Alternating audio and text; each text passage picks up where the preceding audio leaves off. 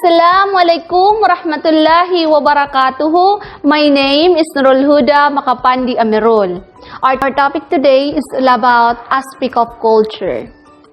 Since culture is very complex, there are important aspects of culture that contribute to the development of man's social interaction. First is dynamic, flexible, and adaptable. Example: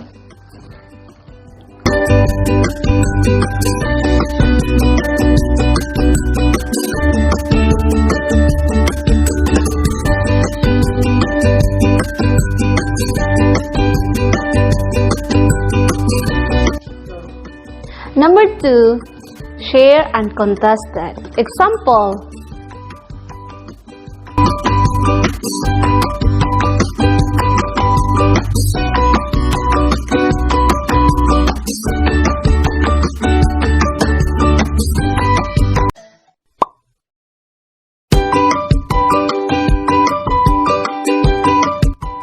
Then, learn through socialization or enculturation.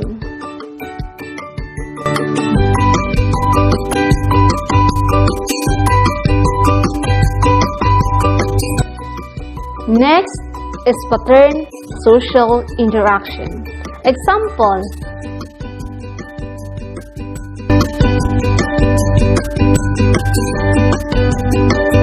Next, integrated and at times unsuitable. Example then: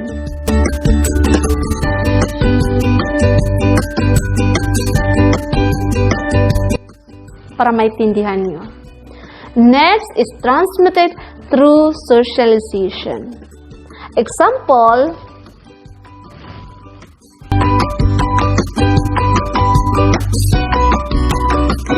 Last one is requires language and other form of communication.